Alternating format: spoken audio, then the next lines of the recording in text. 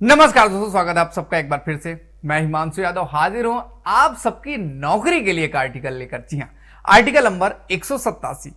इसमें दरअसल बताया गया कि प्रत्येक राज्य का अपना एक सचिवालय होगा जो कि कार्यों को चलाना है। जैसे सभापति है, उपसभापति, अध्यक्ष, उपाध्यक्ष है, ये सब लोग कुछ ना कुछ काम करेंगे। इनका एक ऑफिस होगा, तो भाई ऑफिस में बैठेंगे, कुछ लिखेंगे, पेज कौन लेके आए, साफ सफाई कौन करे, चपरासी कौन हो, एक विभाग से दूसरे विभाग तक डॉक्यूमेंट्स लेकर कौन जाए, लिखने के तरीके क्या होंगे, कैसे लिखा जाए, किन नियमों के तहत लिखा जाए, क्योंकि हो सकता है जो अध्यक्ष बना हो उसे संविधान के बारे में ज्यादा जानकारी ना हो, तो उसे यह जानकारी कौन उपलब्ध कराए। इसके लिए कुछ कर्मचारियों की जरूरत जरूर पड़ेगी, इसलिए और वो कर्मचारी आप बनने वाले हैं, तो आपके लिए जानना जरूरी है। आइएगा बात करते हैं संविधान का आर्टिकल नंबर 187। जी हां, कह रहा है राज्य के विधान मंडलों का अपना क्या होगा, सेक्रेटरीट होगा, यानी कि सचिवालय होगा।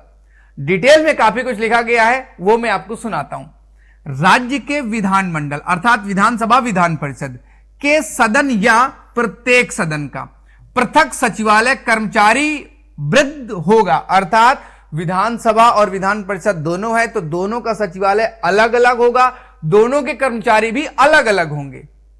परंतु विधान परिषद वाले राज्य के विधान मंडल की दशा में इस खंड की किसी बात का यह अर्थ नहीं लगाया जाएगा कि वह ऐसे विधान मंडल के दोनों सदनों के लिए सम्मिलित पदों के सृजन का निवारित कर सकती है। अर्थात मना नहीं किया गया है, दोनों के अलग अलग सचिवालय होंगे, अलग अलग तरीके से काम चलाया जाएगा। एक के अधिकारी दूसरे के तरफ नहीं जाएंगे, सब अपना अपना काम करेंगे, अलग अलग अधिकारी होंगे, सेपरेट अधिकारी होंगे। राज्य का विधानमंडल विधि अर्थात नियम के द्वारा राज्य के विधानमंडल के सदन या सदनों के सचिवालयी कर्मचारी पद में भर्ती का और नियुक्त व्यक्तियों की सेवा की भर्ती की नियमन कर सकेगा। अर्थात वह सदन अपने सचिवालय के सदस्यों की नियुक्ति का, उनको कितना वेतन भत्ता दिया जाए, इसका नियम स्वयं बनाएगा। कोई अलग अपॉइंटमेंट नहीं, ये खुद ही अपने हिसाब से एग्जाम करा सकते हैं। आपने सुना होगा जैसे आईबी का गृह मंत्रालय एग्जाम कराता है, खुद से अपने हिसाब से अपना एग्जाम कराता है। हाई कोर्ट, सुप्रीम कोर्ट की बहुत सारी वैकेंसी आती है जिसमें लोग खुद ही अपना एग्जाम करवाते हैं, उनका खुद ही एक डिपार्टमेंट होता है जो एग्जाम कंडक्ट कराता है। तो वैसे ही विधानमंडल में भी विधानसभा वगैरह अगर उनको आवश्यकता है तो अपने लिए एग्जाम करा सकते हैं, अन्यथा अपनी रिपोर्ट एसएससी को या किसी भी ऐसे जो एग्जाम कराने वाली संस्थाएं उनको दे सकते हैं कि हमको इतने कर्मचारी इस लेवल के चाहिए, उनमें इतनी इतनी क्वालिफिकेशन होनी चाहिए, वो अपनी डिमांड कर सकते हैं, उसका एग्जाम करवाया जा सकता है। उनके सेवा शर्तें वही विधानमंडल बनाएगा जिसको इसकी क्या है जरूरत है।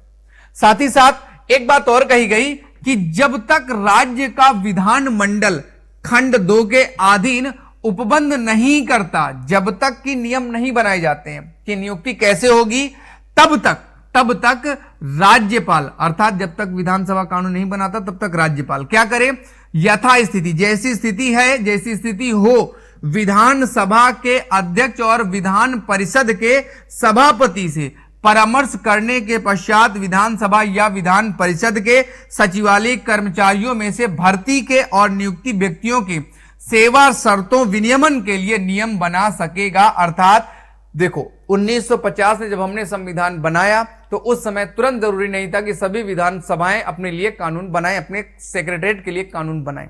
तो जब तक वो कानून नहीं बनाती, क्योंकि कानून बनाना एक लंबी प्रक्रिया, तब तक राज्यपाल जैसा चाहे वैसा कानून बना सकता है, वो वैसा कानून में व्यवस्था ढंग से कर सकता है।